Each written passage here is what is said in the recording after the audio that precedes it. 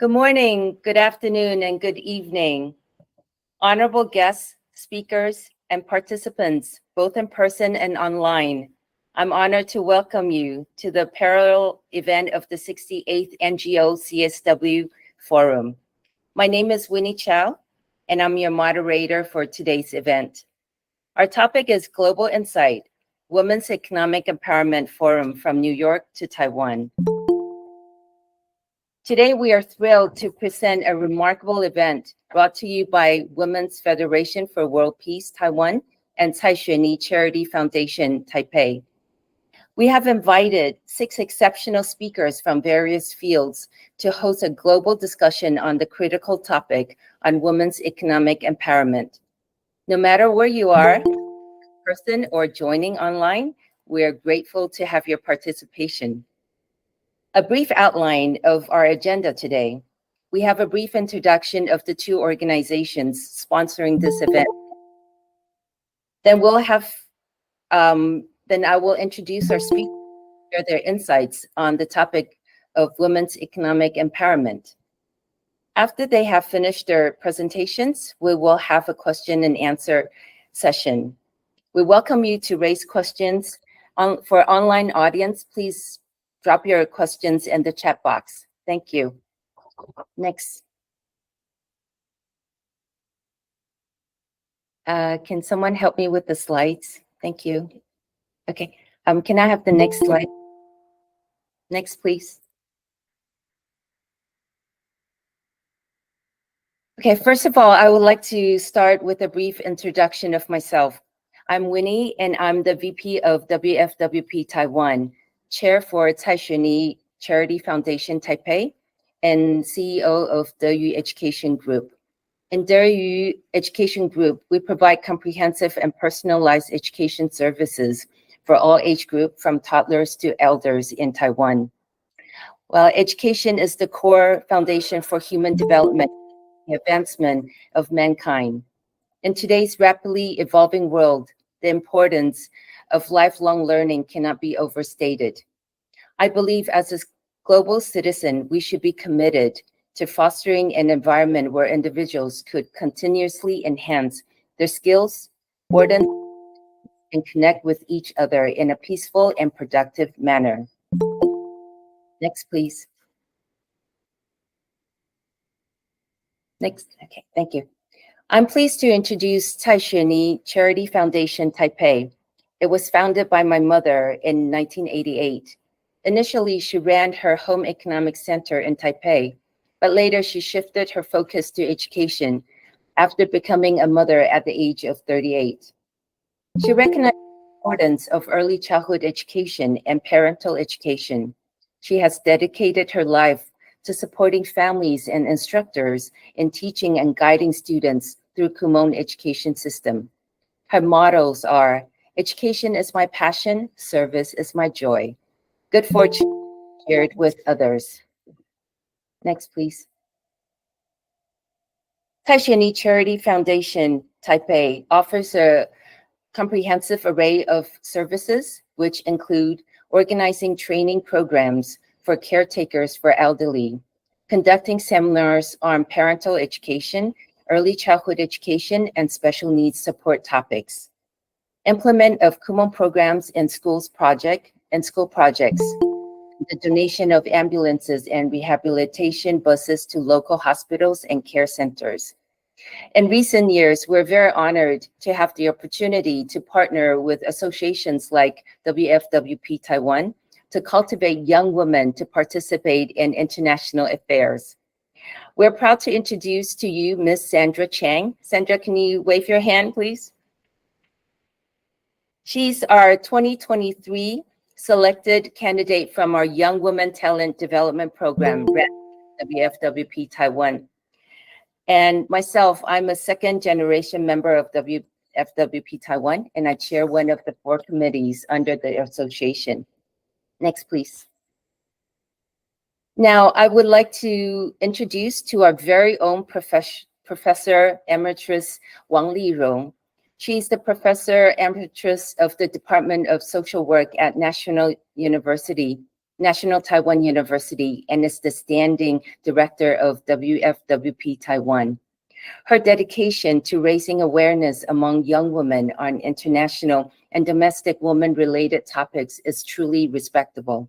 I would like to invite her to provide an introduction of herself, her work, and of WFWP Taiwan. Professor Wong, the floor is yours.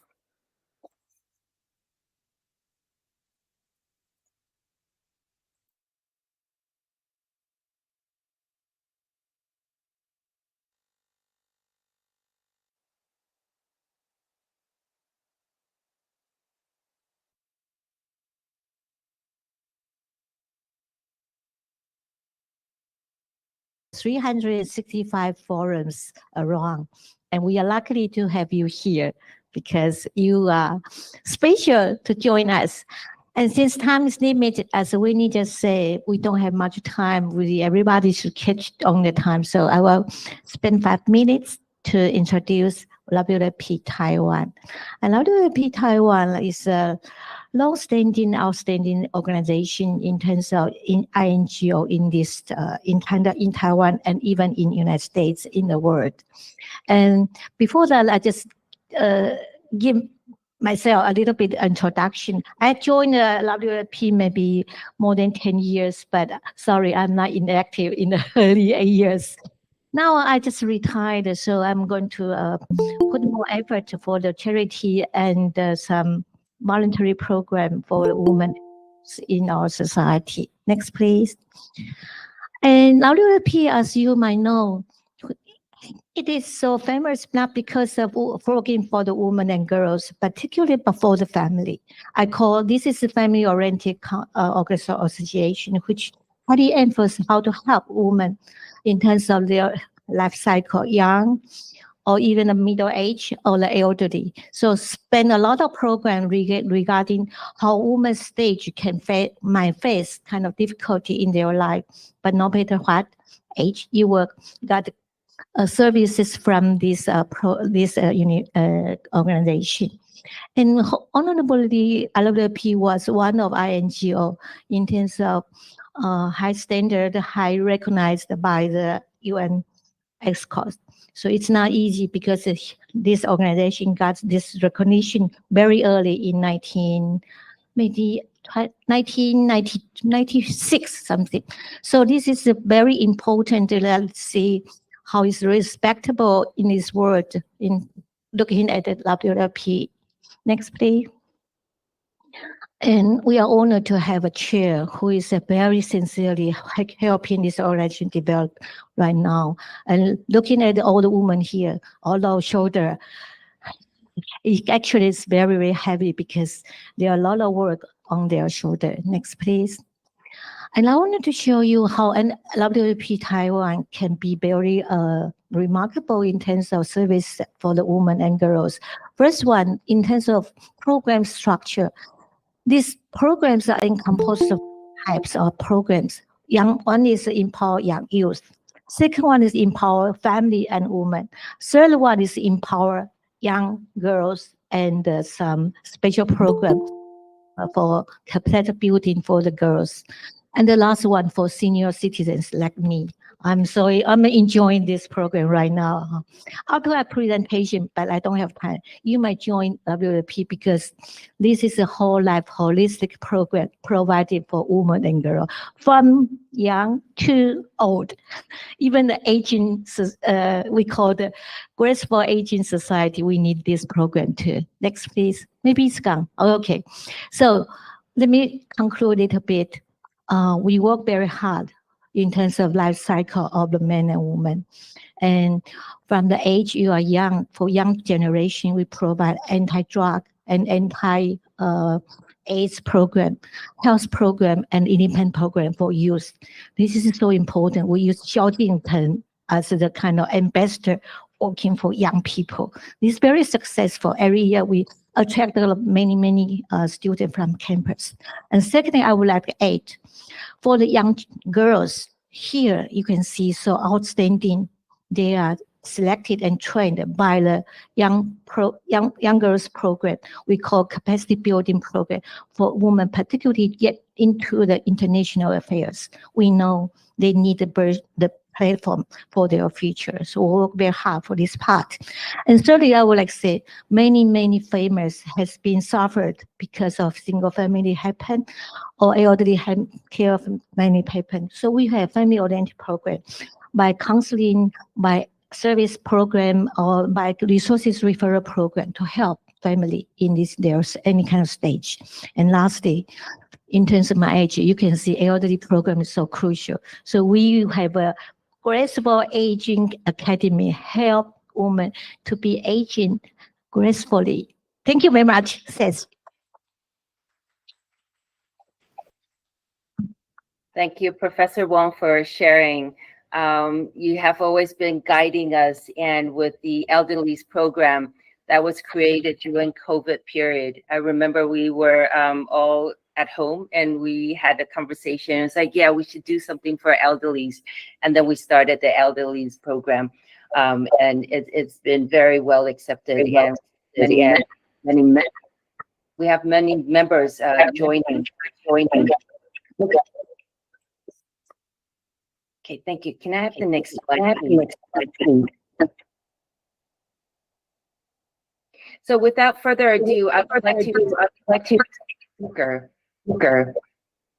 Ms. Yi-Shen Lin, Sir and her on working family conflict and women's economic empowerment. Policy matters. Ms. Lin, the floor is yours.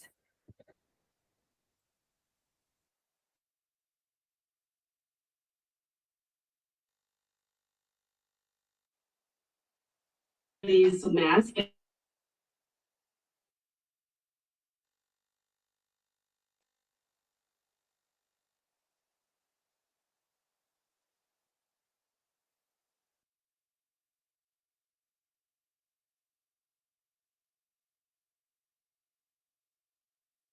Economic empowerment policy matters. I will first talk about women's economic empowerment in the context of work-family interface research, and then I will give you an overview of work-family conflict, and then its implications for gender equality, and why policy matters to address these issues, and the impact of work-family policies on women's economic empowerment, and some directions for future advocacy, and also some concluding thoughts. All right, so work-family interface researchers actually recognize both work and family domains are very important at people's life. However, they do experience some paradigm shifts in the way they study work-family domains. In the past 2 decades, they began to adopt a more holistic approach to studying work and family, and they actually highlight the earner and caregiver model, where both men and women will be encouraged to be both earners and caregivers for their work and for their families. And so I will argue that this earner and carer model is the best way to ensure our women's economic well-being or economic empowerment via reducing work-family conflict, enhancing women's labor force participation, their attachment to labor force markets, and redistributing unpaid care work to men and the state. And so that's why my presentation will be focusing on how policy, especially work-family policies, can help reduce work-family conflict and hence enhance women's economic empowerment. All right. So work-family conflict is defined as a form of inter-role conflict. Actually, it can be experienced as both objective and subjective incompatibility between work and family demands, manifested especially in time-based conflict and strength-based conflict. So time-based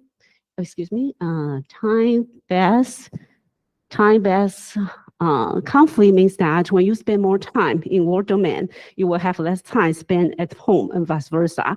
And then stress-based conflict means that the stress or the pressure demands that you experience at work front will spill over into your family front, and hence enhance your functionality and your overall well-being at home and vice versa. And overall, work-family conflict has been maintained by changed nature of work, such as nowadays 24/7 economy, and that means more and more people working very long hours, especially for professionals, and also by using technology. We all have, WeChat or Line or many other technologies that help us to be able to work from home, but that actually also blur the boundaries between work and family and domains, so that kind of increase work-family experience, work-family conflict experienced by workers. And also many people actually begin to work on non-standard shifts. They may have multiple shifts, and who may be contingent workers, and that makes them to reconcile or to have a more stable schedule for both work and family more difficult for them. And also increasing job insecurity through downsizing, outsourcing, mergers also bring more demands and pressure for the work life for many working people, especially working parents.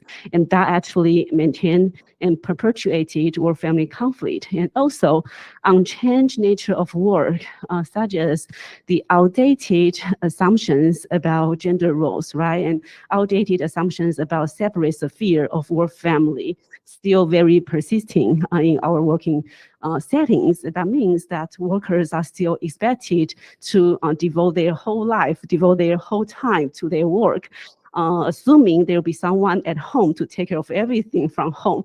And that is outdated thinking. Nowadays, both women and men actually participated highly in labor force markets. And so these outdated assumptions actually prevent the work settings to have a more progressive schedule or design, or provide more progressive support for their working parents, for their workers who have working caregiving responsibilities. And actually that help them to continue to have experienced these work-family conflict among diversified workforce, especially among working parents with young children and workers with caregiving responsibilities. And workers across the globe, especially, like I say, working parents with young children and workers with caregiving responsibilities, perceive and experience increased work-family conflicts, and it is indicated by these increasing caregiving responsibilities across the globe and in the United States and in New York State, measured by age dependency ratio, you can see here. And so these increasing caregiving responsibilities kind of have implications for increasing work-family conflict experienced by workers. Of course, and work-family conflict has really dysfunctional and detrimental effects on the overall well-being of individuals, impact negatively on individual work life, family life, and their overall physical and mental health. And also, work-family conflict has detrimental effects on children's well-being through lower quality parenting behavior, higher family stress, less family satisfaction, and so on. And work-family conflict actually also have negative effects on organizations in terms of high turnover rates and lower productivity, lower commitment to work, and also lower satisfaction in work life. And also, there's still gender gap in caregiving responsibilities. And so women are still spending more time than men, more hours a week than men on housework and caregiving across nations. And this is a phenomenon known as slow revolution and incomplete revolution, where women are actually spend more time in labor force. However, men didn't spend more time in their home life, although we see some progress, but they are still very lagging in the contributions they make at home. And so, excuse me. I really should be very familiar with this better. And then, so that have impacts on work-family conflict they experience. So that means women are more likely than men to experience work-family conflict. And when both of them experience work-family conflict, women actually experience a higher level of work-family conflict. And in turn, that impacts negatively their overall well-being and also their mental health and physical health, documented by many studies. And in turn, when a family experiences higher work-family conflict, women or mothers are more likely than men or than fathers to cut back their working hours or to take a part-time job or take a job in informal economy and also quit the job entirely. And so for long term, that actually negatively impact their economic well-being in terms of less lifelong earnings and also make women, especially mothers with young children, more vulnerable to financial struggling and to poverty in general. And so in that sense, work-family conflict is gendered, and actually, without addressing properly, it reinforces gender inequality. And however, policy can help because overall studies find out that more demands and more pleasure or stressors experienced at work or at home will increase work-family conflict, while more resources and support available to workers at both work and family will help reduce work-family conflict. And among needed resources, work-family policies can be used as a means to reduce work-family conflict and hence enhance women's economic empowerment through enhance their attachment to labor force markets and to maintain their income and to provide more opportunity for promotion. And so for my presentation, I focus on working parents. And for working parents, these two types of policy, time-related policy such as leave policy, parental leave policy, flexible work arrangement policy, and service-related policy, like early childhood education care services like ECEC will be more important. And policy actually has been found that have very positive effects on reducing work-family conflicts. And if they are designed well, they will help increase women's employment continuity and increase and maintain their income. And and then to have a positive impact on their health in general and increase their happiness in their life and also in their work and family lives. And also policies will increase father involvement in children's life, and that help redistribute the child caregiving responsibilities among fathers and mothers or between men and women. In turn, help promote gender equality. Although work-family policies have so many positive effects, they are not adopted equally across the nations. Even when nations have these work-family policies, they are designed very differently across nations, and so lead to different outcomes in terms of employment outcomes and how well or how badly they address work-family conflict. And so reviewing these differences among countries will bring about changes to the countries who do not have statutory work-family policies or whose policies are not designed very well. And so that's why one of my studies actually comparatively review and rank 3 types of work-family policies, including leave policy and how well leave policy coordinated with ECEC policy and with flexible work arrangement policies through gender lens across 33 OECD countries. And after that, also created a typology of policy regime to see how these policies impact work-family conflict and impact women's economic outcomes. Okay. So that means I do not have time, or how much time do I have? less minutes? Okay, all right. So overall, then I will quickly go to these slides so that you see.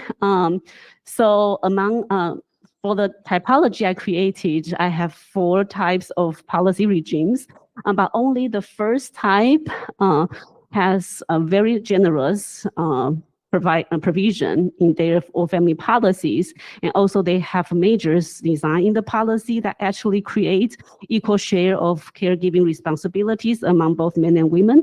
And so you can see that reflected in higher female employment rates and higher maternal employment rates, and also increased dual earner family types and smaller gender gap in both the employment outcomes as all types of employment and also in full-time equivalent employment.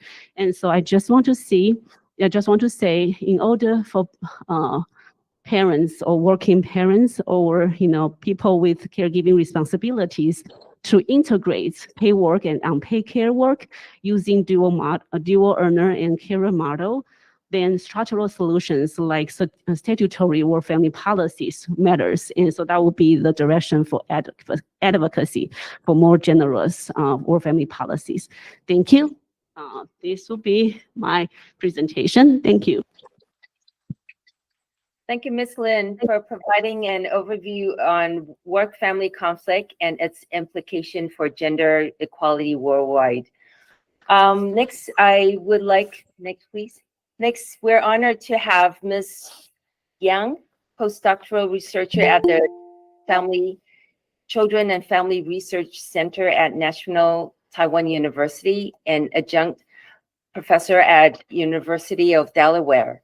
And Ms. Rosie Chen, program manager at Garden of Hope, New York. Their speech will offer valuable insight on empowering under-resourced,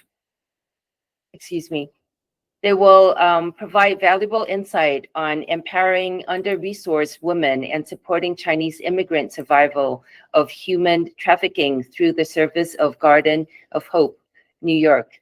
Ms. Yang and Ms. Chang, the floor is yours. Good morning and good evening, everyone who are here with us. So I am Chao Yang. You could just call me Chao, and I'm glad to be here to present you this study, Empowering Under-Resourced Women, Strategies to Support Chinese Immigrant Survivors of Human Trafficking, with my colleague Rosie Chen from the Garden of Hope, New York, 纽约立新基金会. So next slide, please. May I have the pointer?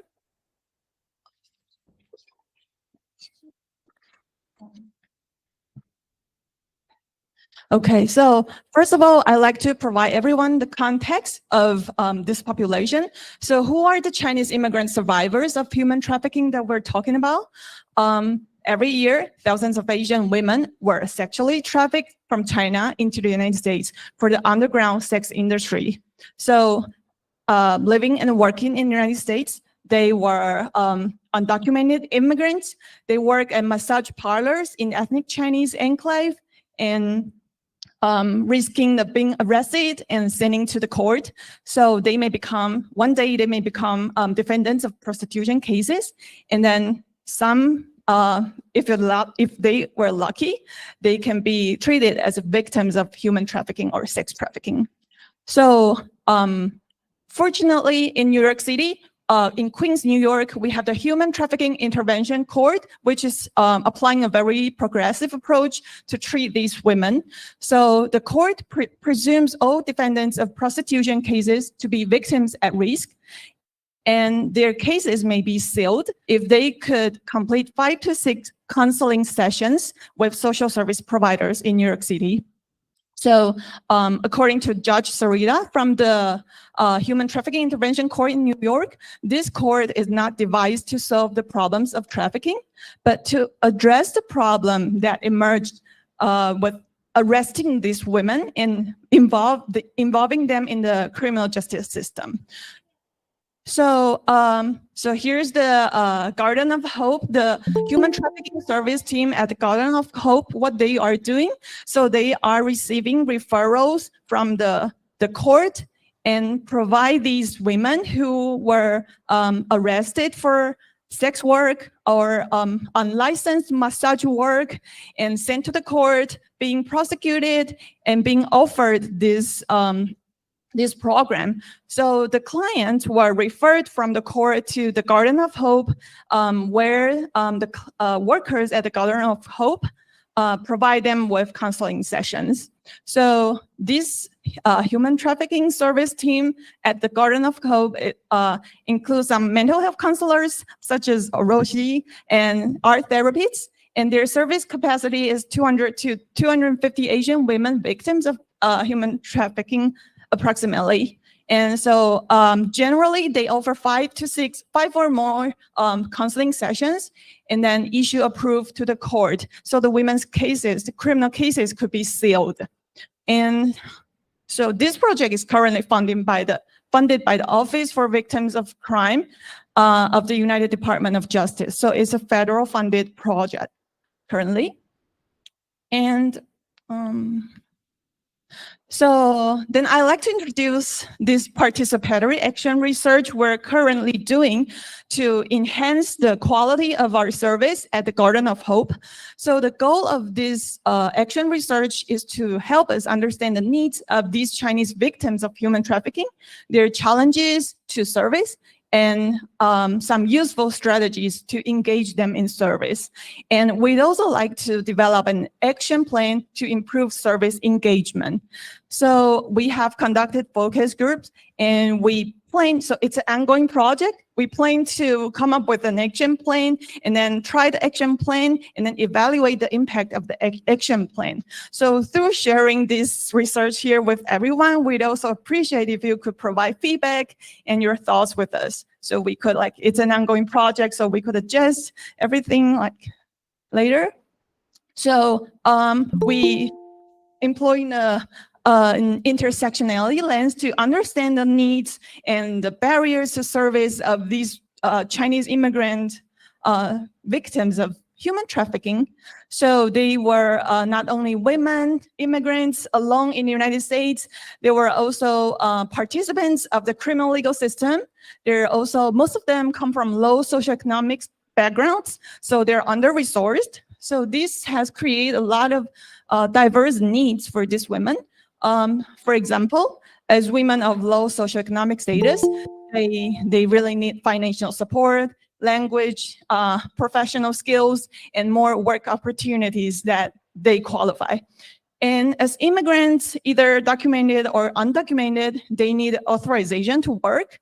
They need emotional support because they may experience a sense of guilt, sense of loneliness in a foreign country. And they need information and resources as they build their life in this country. And then as women providing sexual services, as well as women involved in the criminal legal system, they really need more knowledge about the legal system in the United States. They may have the emotion of fear and even mental health or trauma related to their sex work or involvement in the criminal legal system.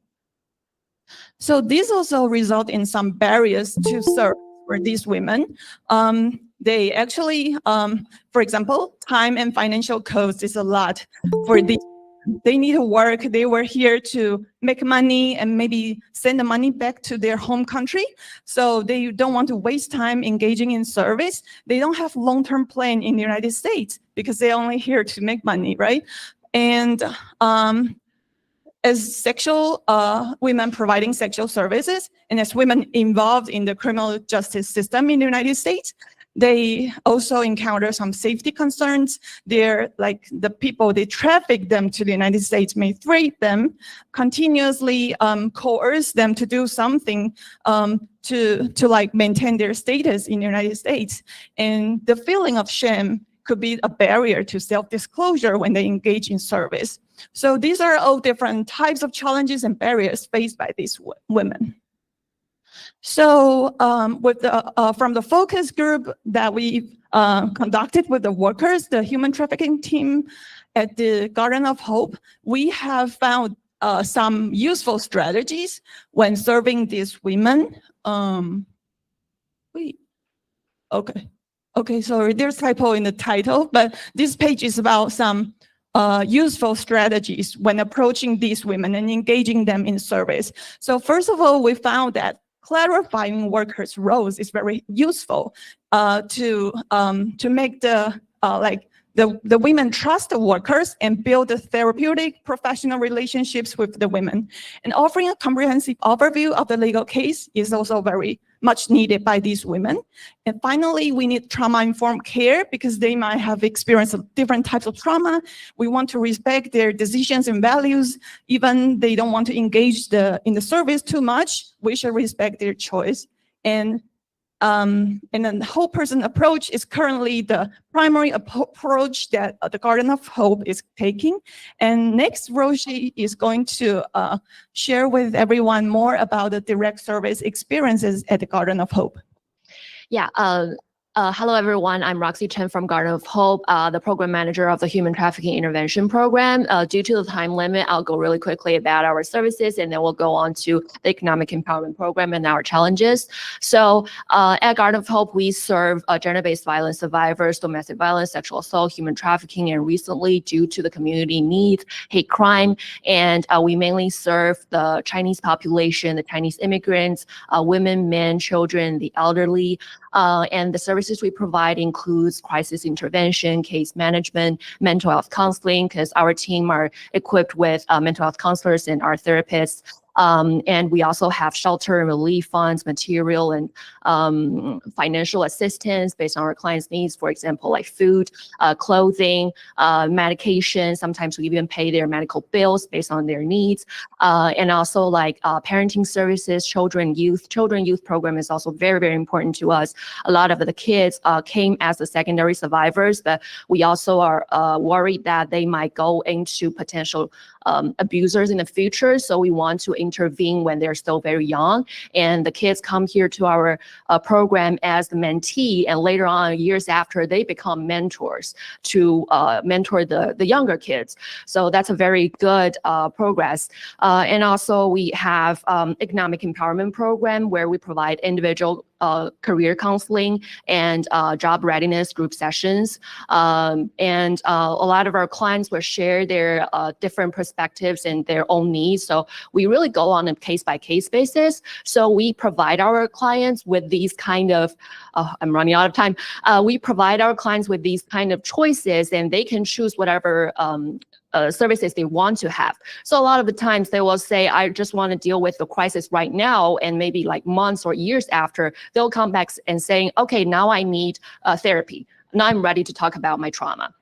So going really quick, I want to talk a little bit about the challenges of our economic empowerment program. Is that sometimes our clients, they cannot make the perfect, like, have a new start, have a new life in the United States, as a lot of the law enforcement or other social service provider that doesn't have this cultural idea will tell us. Sometimes people just send clients to us and say, like, get them start a new life in the United States. Just get them out of this industry. But it doesn't happen that way. So think of yourself in our clients' shoes, like you're in your mid 40s to 50s, divorced, have 1 or 2 children, back at home with the elderly parents.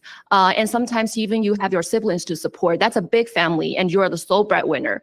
Coming to the United States, maybe even like these days, you got to smuggle into the United States because of some travel visa issues. And coming here to the United States, like, has already been a very big emotional burden and a financial burden. And then one day you were arrested by the police and went through the court system and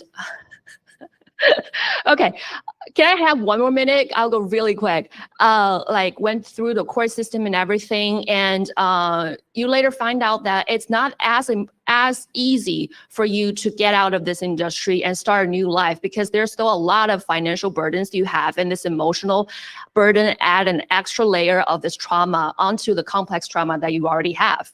So for a lot of our clients, like stopping work for a few months or even years, and then start to learn English or learn another work skill and go get a license or even go get a degree is very, very hard. Not even to consider like they've stopped education at the age of maybe 12 to 14. So starting education at mid-age is also a very big like emotional fear for them as well. So a lot of our clients maybe like wanted to try and gave up in the midway. And that's a lot of frustration we have to face in our daily life. So in conclusion, I think there's still a long way to go. And if you guys have any good idea, good suggestion for us, please feel welcome. And I think that'll be it for me. Yeah. Thank you. Thank you, Ms. Young and Ms. Chen. I hopefully will have some time for you to continue to share your findings and to share your experience and with us later on at the Q&A session. Thank you for the insight, and you're doing a great job out there. Please continue this great work. I was very touched with what you're doing, and thank you for your efforts. Thank you. Next. Okay, next. Sorry, can I I would like to introduce our third presentation. This is Ms. Ivy Chu, CEO of Money Trainer Financial Literacy Center, and Ms. Sandra Chang, a PhD student at the Institute of Health and Welfare Policy at National Yangming Jiaotong University, Taiwan. Together, they will engage us in a discussion on a practical approach to financial social work in Taiwan. Now, I would like to hand it over to Ms. Chu and Ms. Chang.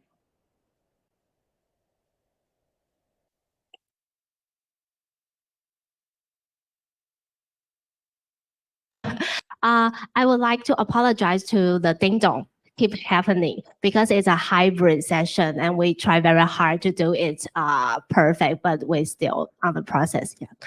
Okay.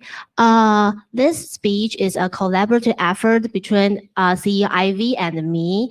It's called the Practical Approach to Financial Social Work in Taiwan. And but unfortunately, Ivy is too busy to fly to New York, so I would like to provide her video to you. Okay, so. Good morning, ladies and gentlemen. It's my honor to be here on behalf of Taiwan Poverty Alleviation Consultant Team to share our experience with you. At the end of the last century, Taiwan had to give up controls on the financial industry in response to its accession to the WTO. This led to many newly established local and foreign banks rush in. Many financial problems arose during the competition, the most serious of which was the problem of cash cows, turning hundreds of thousands of young people and white-collar workers into car slaves overnight. And some of my colleagues and friends around me have suffered. Therefore, it also made me want to understand relevant financial knowledge and obtain a data from my business school and devote myself into financial literacy education. Because of providing financial literacy training courses, I have the opportunity to contact with NPOs and corporate foundations. When discussing more in-depth financial literacy issues, we found that when Taiwanese society faces the issue of poverty, mostly it's only provided short-term poverty relief. Therefore, we try to work together to actively alleviate poverty. We have served thousands of families over the past 12 years and successfully helping many families escape from poverty. During this period, I have developed more effective poverty alleviation counseling methods through the implementation of actual cases. Next, I invite Ya Jing to share with you.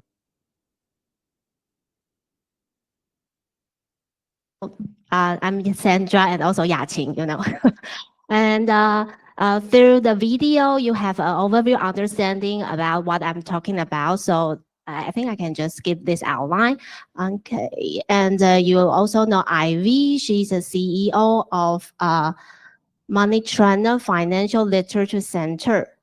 And this is me. I'm a PhD student and also a research assistant of Citizen Technology Inclusion Program of National Science and Technology Council. And also I'm a social worker in mainly mental health area. And most important of all, I'm the young woman representative of WFWP Taiwan. That's why I'm here. Yeah. Okay, so let me begin with some Taiwan economic landscape. Some of you may know in the past, Taiwan had good economic foundation. We have very good economic growth from 1960 to 1990. We survived several financial crises in the late 20th centuries. And we also have some very productive, profitable corporations such as TSMC. But in recent years, we face some challenges. Our overall economic performance has fallen. Our GDP stagnate. We have phenomenon of working poor, which means some, even though they have job, but they cannot make a decent salary, which means they struggle in poverty. Yeah, something like that. Okay, and then I will provide you some gender economic equality in Taiwan. There's some key data from our government report. This picture is annual labor force participation rate and gender disparities. You can see from here, let me show you. The blue one is female and the yellow one is male. You can see from here, there's a gap. So the gap between male and female labor force participation is about like 60% to 70%. In the past, we believe that men is a breadwinner and women should stay home, right? And the gap persists. And the main reason why Taiwanese women leave the workplace is about marriage and pregnancy, just like Yishen Laoshi mentioned, something like the care work, the unpaid care work. And there's also a social norm, like we are believed to be devote more in our home, do the laundering, cooking, something like that. And this picture is about the gender pay gap. In Taiwan, actually, to the at least university level, the both genders education level is quite the same. Yeah, but I don't know, maybe it's also enforced by social norm, like men stay in STEM area, science, technology, engineer, mathematics. Women in humanities. So that induce and less gender pay partly. Taking 2011 as an example, women's salary is about 80% of men's. Okay, so you may know that women become a very high risk group of poverty when they because of unpaid work, because of they decide to devote their family more. They are very easy to fall into poverty once they become single mom or once they become middle-aged and old-age women. So when we talk about gender economic equality, I think we should pay more focus on those in economically vulnerable women. So I would like to provide a practical strategy in helping people in poverty. Yes, that's what Ivy and her team done. It's called Many Channel Financial Study Center. They are committed in improving people's financial literacy, and they are grouped by multi-professional team. And in recent years, they also cooperate with the Department of Social Work of Fudan University to establish Financial Social Work Education Promotion Center. So what they have done, in the past 12 years, they encountered more than 10,000 economic disadvantaged individuals. And among them, 70% are women, and most are divorced women. And we can see here, and they provide more than 100K services. And 40% of them, they successfully overcome poverty, which means they no longer need government subsidies. It's a great achievement. So I think it's a great chance to introduce what Ivy and her team done. And they also provide very crucial education to social workers in Taiwan to understand what is financial social work, or to teach us the financial literacy. So the base is social work professional knowledge. The foundation is this, like to respect client autonomy, to believe people can grow on their own, not to decide for them, decide with them. But with financial literacy, we can help those in poverty and like some struggle in financial issue. We can become more effectively. So it become financial social work. Okay. Here's a step of helping individual in poverty. I read like map.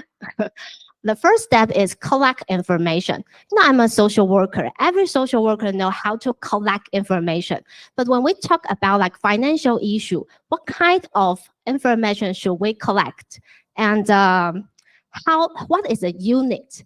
The financial issue, I think the most important thing might be the numbers. So we use the number as a unit. People poor in poverty usually don't know why they are poor, how much money they spend, how much money they earn. So it's really important for us to like organize for them. Only if we have a comprehensive understanding, then we can generate an effective program with them. Yeah. So the first step is collect information. Then I'll provide some form. How should what kind of information we should, and okay. And determine the degree of emergency. Some of them, they maybe have no food to eat tomorrow, and some of them, their poverty may be a long-term issue, so it's quite different. And the third part is clarify the cause of poverty. Cause of poverty is a quite tricky thing. Every family, the reason they are poor is quite different. Maybe they suffer from some family issue, or maybe they don't have a good job, something like that. And through debt management and accounting, it's all about numbers. And then we reach a consensus with the case we reach a consensus with the client on the cause of poverty. Okay, because how to say? Because a life is a client, we cannot decide for them. So we must have a consensus with them. We work with them. So it's very important. So it's all about like social work value and identify modification, referrals and tools. And, you know, changing is really hard even for us. So when we accompany those struggle in poverty issue, it's really important to accompany them and like provide them some suggestion and emotional support, then we can really alleviate poverty. Okay, so here's another picture about how we do an effective financial counseling process. You can see from the beginning, it's always from trust. It's always from trust. Only if the client trusts and trust themselves, they can do different. They can make different. I think it's the most important thing. And then it's a financial number, identify the question, reduce expense, something like that. And there's an arrow from left to right. We through numerical estimation, founding rationality and build more trust. And there's another thing I would like to mention is here is a cutting target. Changing is not easy. So it's better to cut in a small piece. And only if the client and the social worker can overcome each small step, and they can gain confidence, and also the social worker can gain confidence, and then make the like a positive circle, and it will work. Yeah. Okay. I think I've run out of time, but I would like to provide you some form. As I mentioned, the comprehensive like data collection is really important. So Ivy and her team developed a lot of form to when we encounter the client, what kind of information should we get? Like what is the turning point in your past career life? What have you been praised? What kind of difficulties you cannot conquer? Something like that. Okay, they also expanding influence. They help the social worker to know financial literacy. So social worker are the profession who encounter the most client suffer in poverty, right? So they teach social worker to help them more. I think it's very important. Although it's in Chinese, there are some YouTube video and here are lessons from them. Okay, so why I mentioned this, I think combine social work expertise with financial literacy empower us to offer more effective assistance to economically disadvantaged individuals. And the role of social workers symbolize women, help women, because most social workers are women. Yeah. I think in Taiwan and maybe in other countries, bring about not only tangible change, but also reflecting the strength of collective effort. So just let us together to provide more opportunity and support for those in need through concrete action. And I also provide a reference, although in Chinese, you can use Google Translate to check them. And there are a lot of case study. Thank you. Here's the end of my presentation. Thank you. Thank you, Ms. Chang, for sharing your group.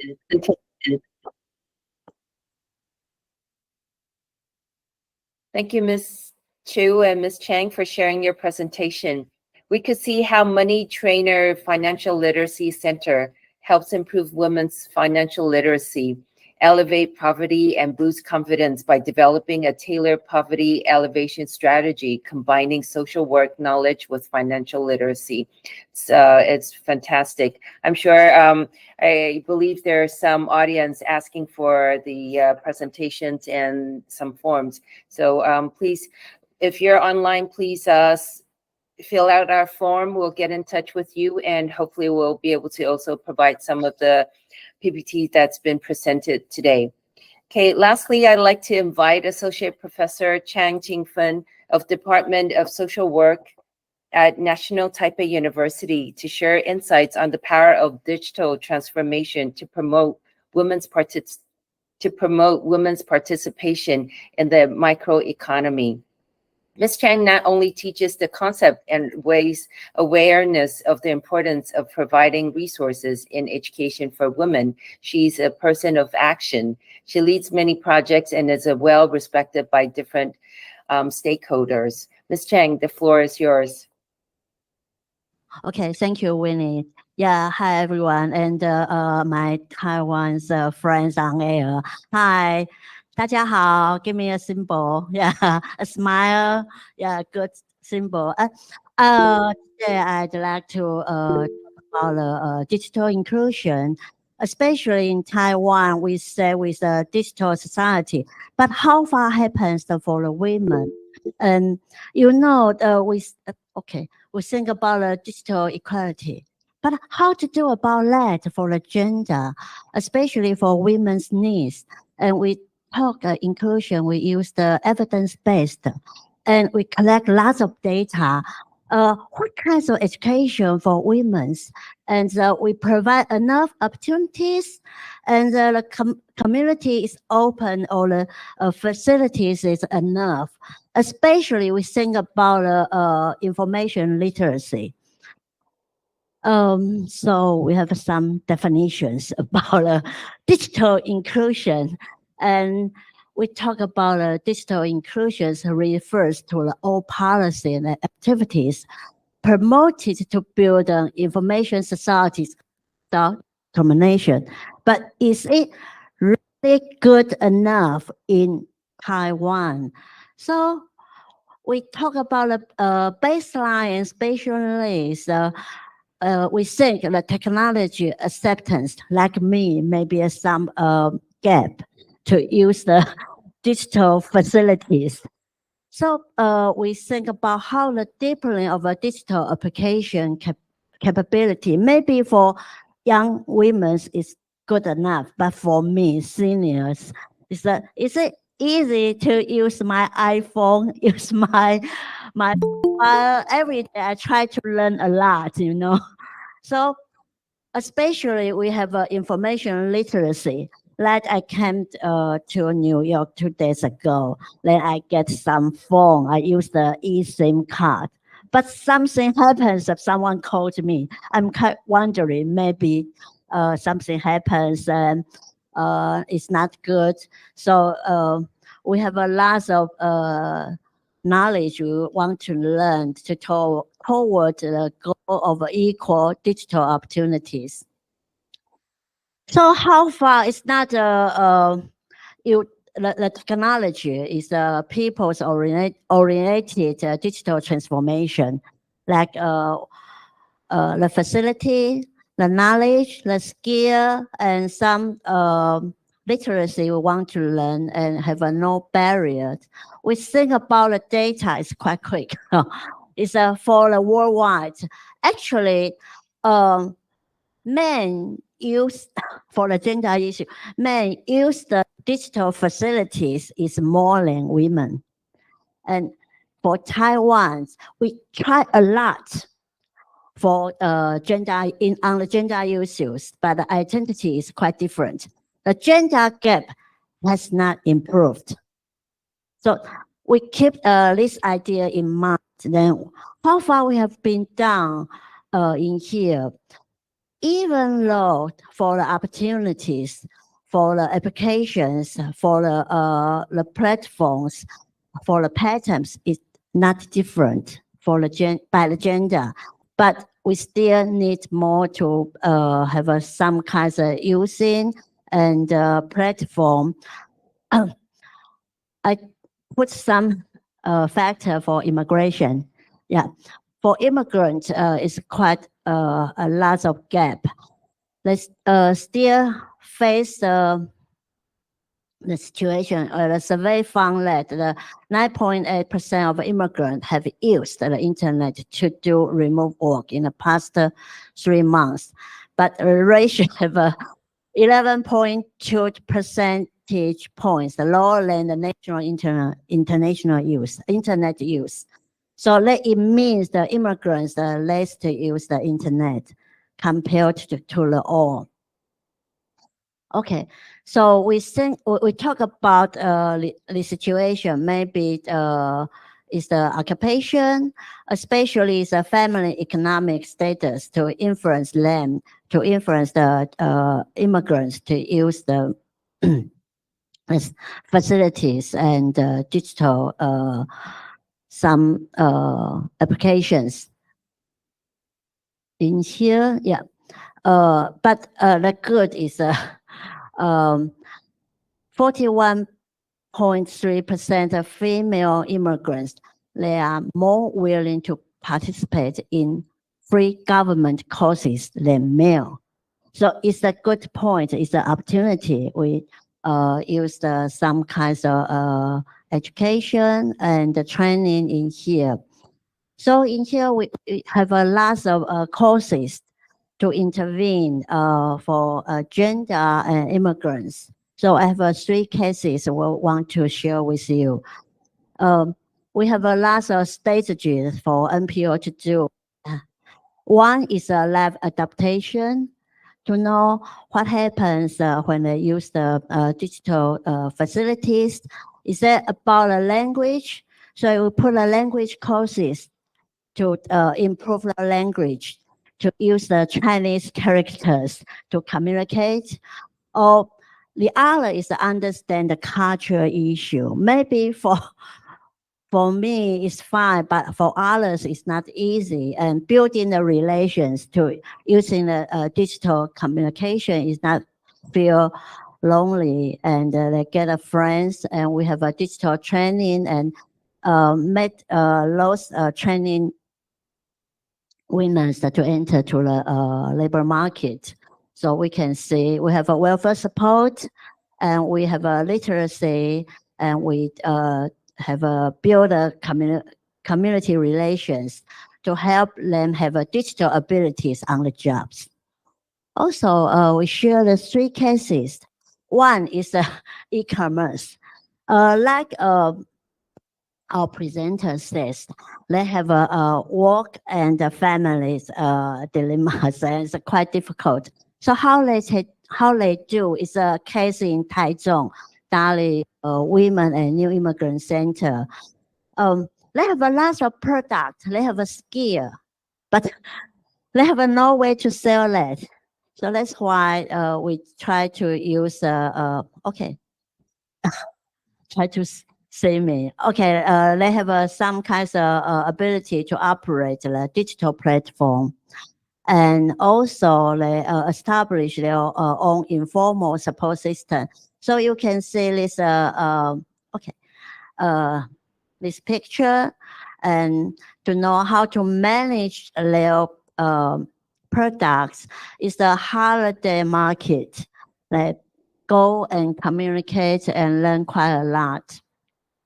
The second case is the e-commerce, upgrade to another programs. And we have a skill, we know how to do the digital platform, but it doesn't mean I can have a good wage, I can earn a lot. So they want women use the digital system, but they can earn more. Okay, so they improve their economy.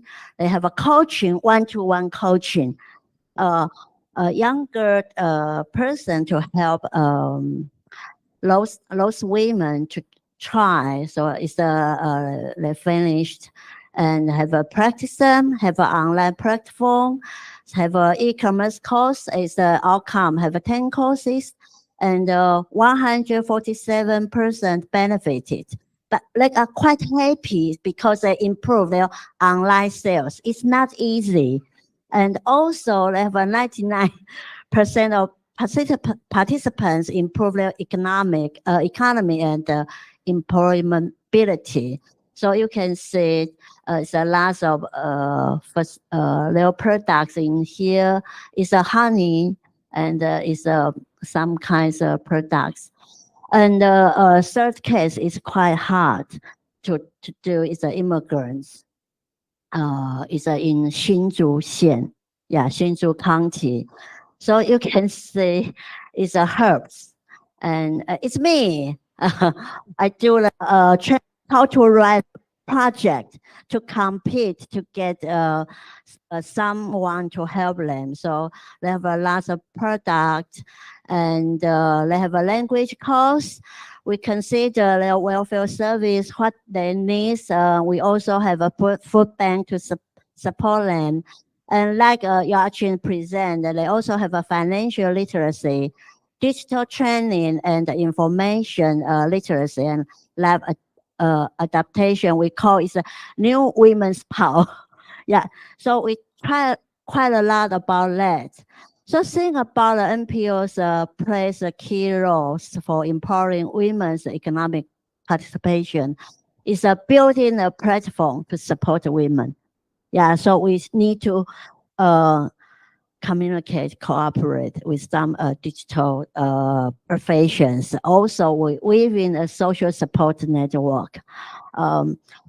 For those program, for this program, we go continue for 3 years. So it's quite a long time, and remove the barriers and discrimination about the language, and use a different language to do that, and integration of resources. The others is that we know the caring. We have a social care when they are training. We have a child care and senior citizen caring. So it's quite different, to release the burden, and also have a financial issues that support them when they are training to get a skill. They also need some money to feed to support the family, and some counseling, one-to-one education. Okay, so it's on my presentation. Thank you.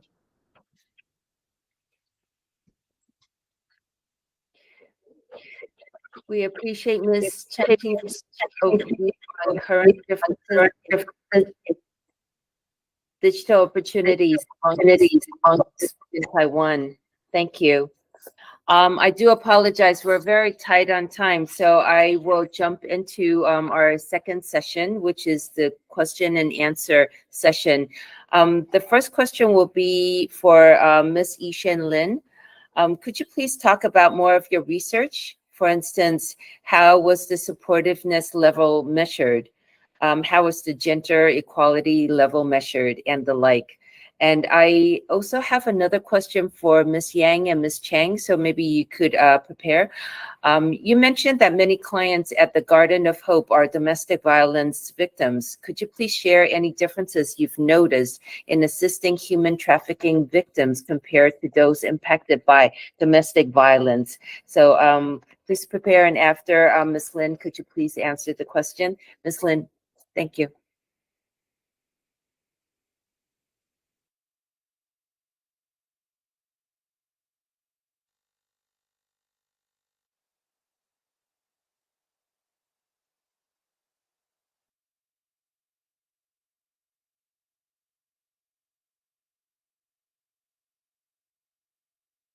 eligibility, and also the length of the leave, and whether they have been paid, and how much they have been compensated for their leave. And so we consider like if they can get 66% of their annual payment for their leave, then that's considered as a well-paid leave.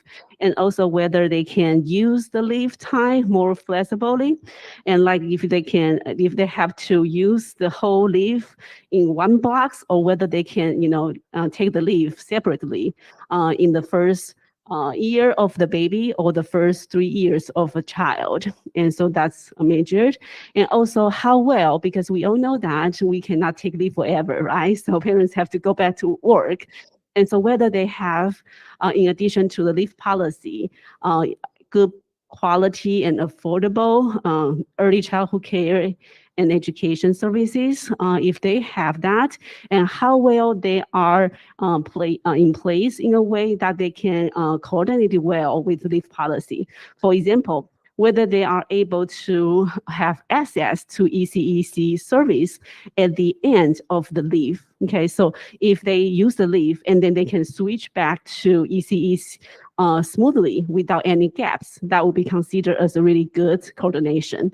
And also whether at the same time they have another access or entitlement to flexible work arrangement policy.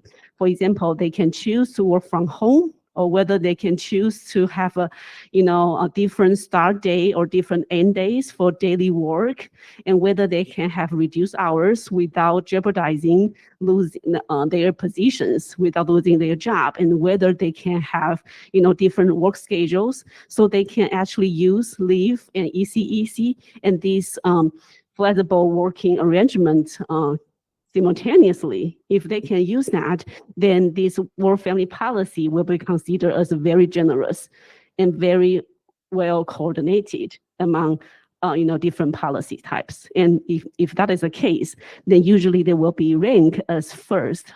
Can I still use my slide? Probably not. Yeah, but if I could, I can show you really quickly if we have time. I guess it's like this. Okay, I don't think I can move back to the slide. That's okay. So by using this index, we can see across the ECEC. Okay, here you go.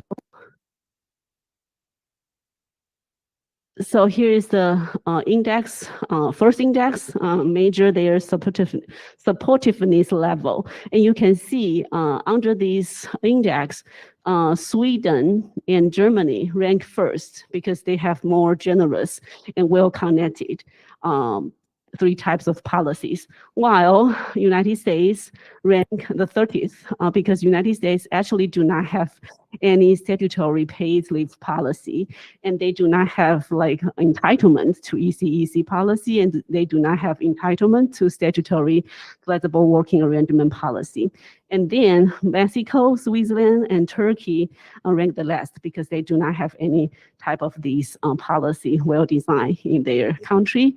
And then the second index I created is called Gender Equality Index, and it is used to measure whether or not a country actually have additional measures designed in the policy to promote father or man's use of leave. So if they have, what kind of measures they created. For example, some countries may have non-transferable individual entitlement to leave policy, which means that if father does not use their leave, then these leaves will be gone. And so that kind of as an incentive to push father to use this leave. And also in some countries, in addition to these non-transferable leave individual entitlement, they also have bonus leave months given to the family if fathers choose to use leave. So that means if father take up their leave, then the family will get another, for example, 12 weeks or 3 weeks paid leave. And so that is a really huge incentive to create, a more equal share of caregiving responsibility between men and women, between fathers and moms. And also, they sometimes will have like paid, well-paid leave, because studies find out that, for example, United States, they do have work and family and medical leave policy, which is a statutory federal policy, but they do not provide payment to this leave. So studies find out that even we have unpaid leave, both men and women won't use the leave, and so that is in vain, right? But if we have payment attached to the leave, especially a well-paid, compensation, like at least at 66% of annual payment or even higher, then both women and men will take the leave, especially father. If the payment is higher, the more men will take. So if they have this kind of measures design in their policy, they will rank higher according to this index. So if you use this index, you can see Sweden and Germany. So Sweden still maintained the first rank. However, Germany became to the second place. And while United States still ranked the 30th, and Mexico and Switzerland, Turkey still rank the last. Okay, so that's how I kind of compare and measure and rank these countries. However, I do want to say something because this study focuses on national level. So for example, in United States, different states actually have different types of policy. And for example, New York State actually have a well-paid leave policy. And so they may, their working parents may have different experience in terms of work-family conflict, in terms of their women's economic empowerment. Yeah, thank you. So I think my time is up too. So I hope that answers the question. Thank you.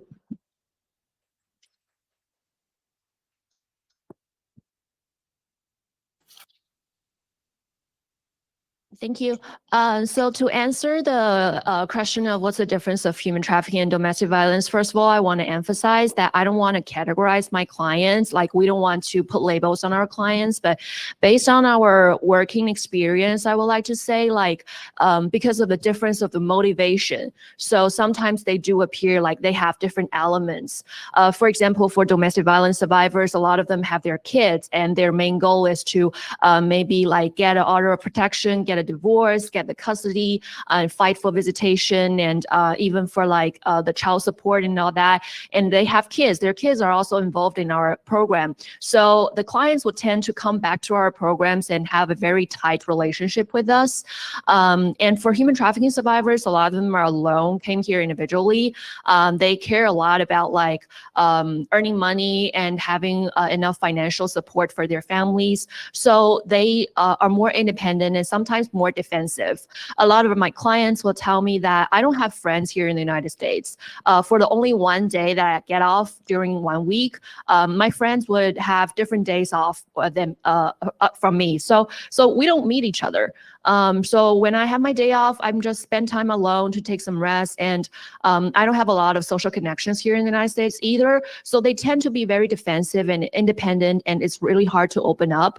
And it's also another challenge for us during our work, how to build rapport with them.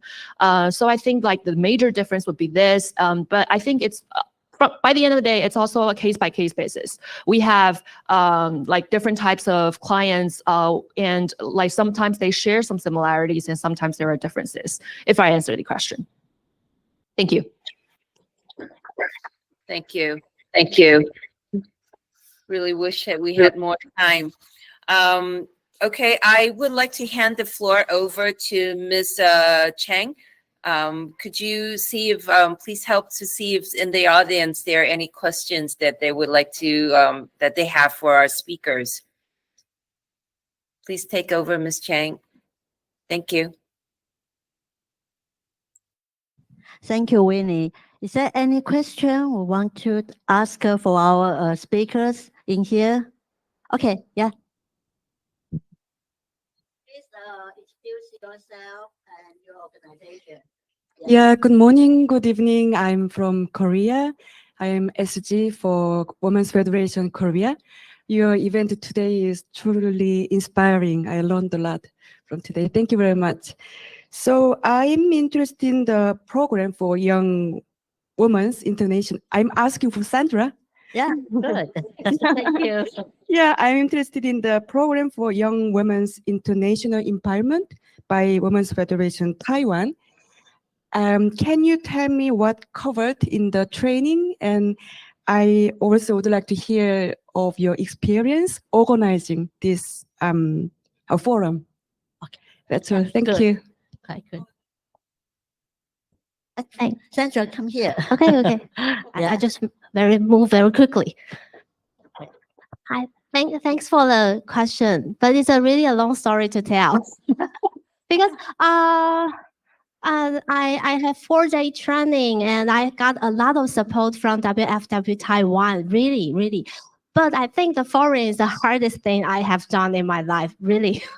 So if I had more time, I would like to share like private with yeah. So I think when I run out of time, maybe we can move to the next part. Yeah, really thanks for your question. Okay. Thank you. Yeah, Sandra, I think it's a good experience for Sandra to learn, especially for young women. Maybe we can communicate later after the forum. Yeah, is there anyone want to ask a question for any speakers?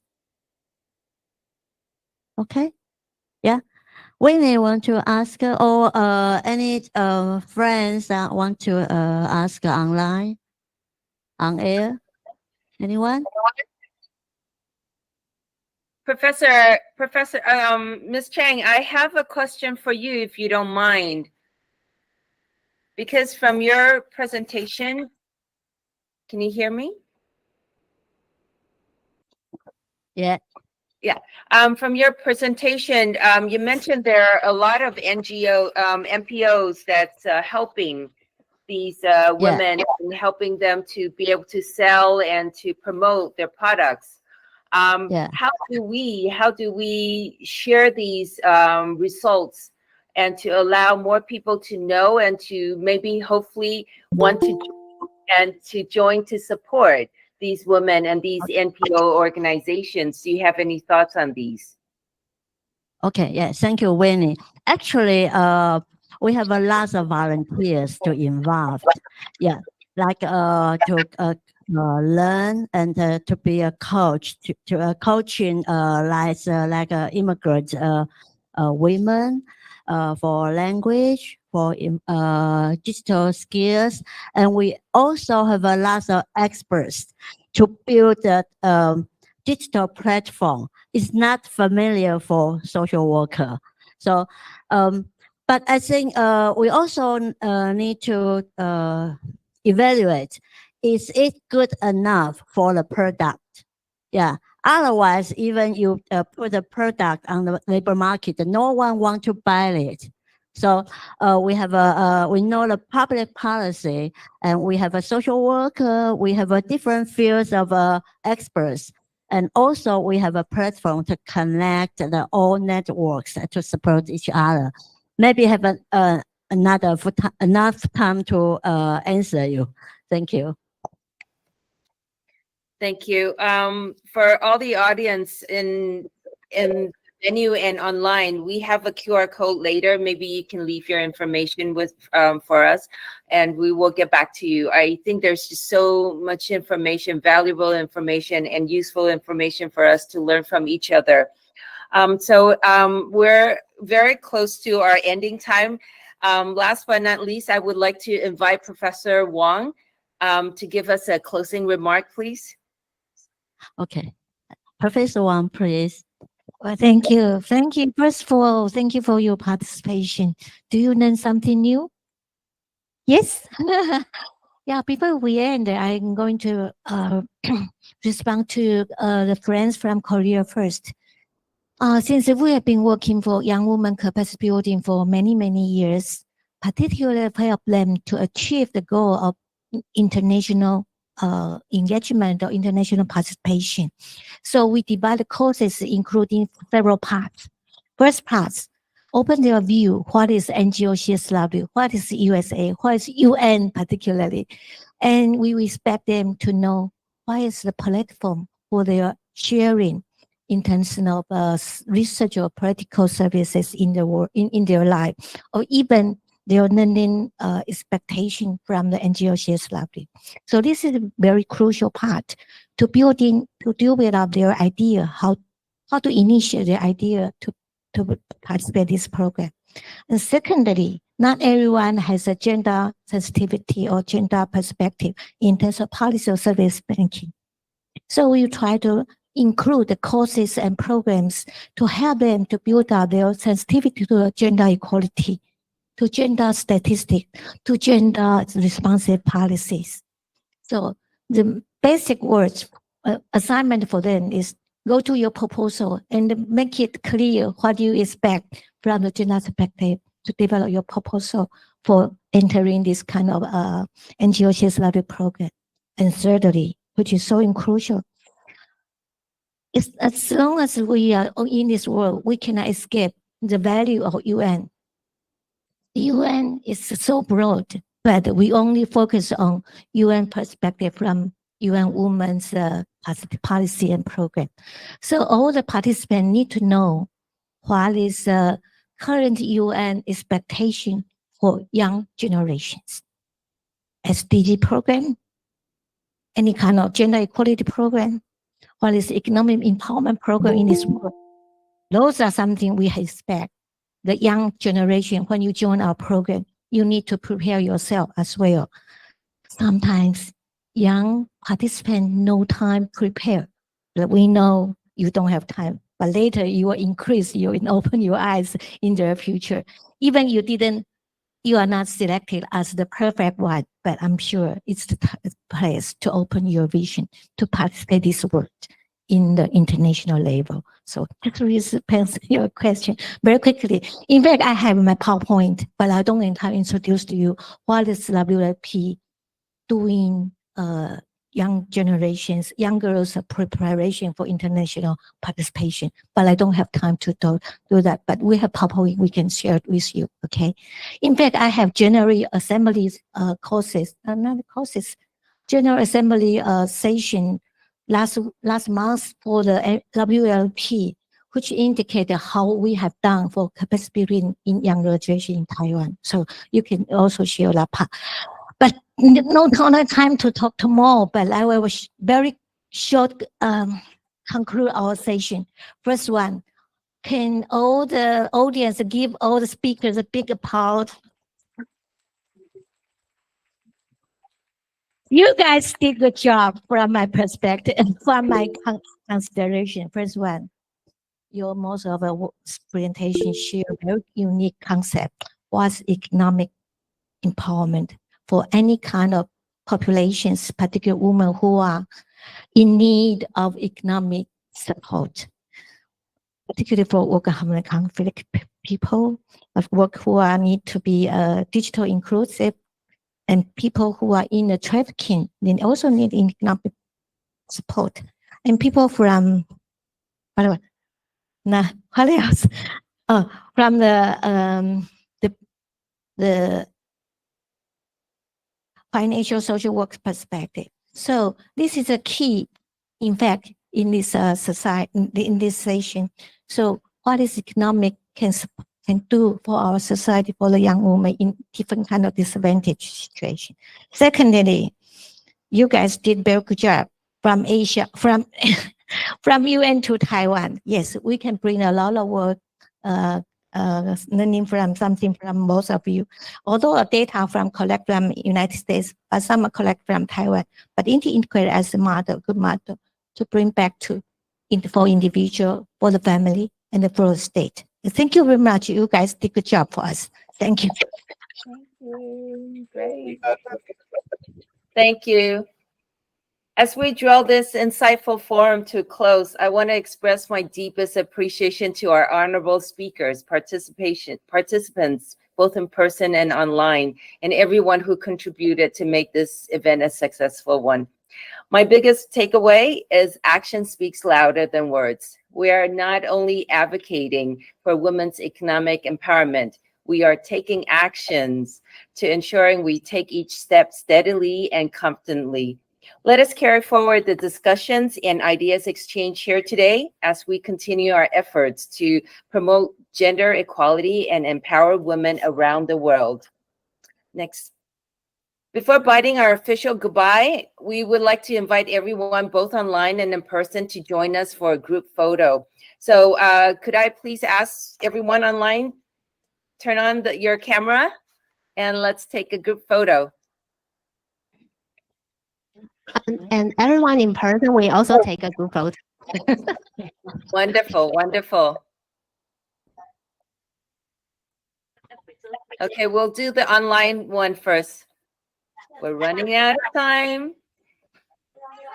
Please ask you. Oh, wonderful. Oh, thank you. Thank you all for joining us tonight. Thank you for all your support. Okay, we will take a photo now. So smile. Keep smiling, happy, sending love.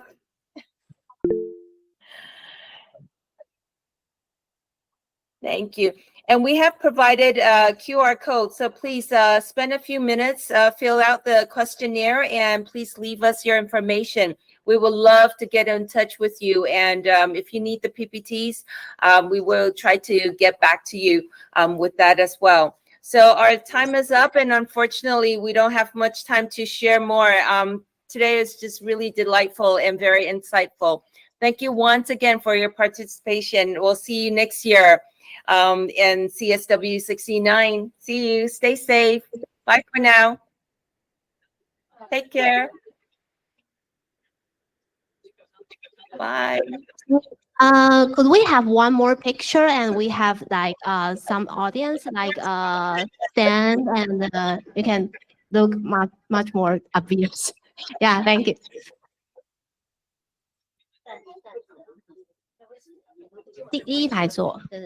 Thank you. One more.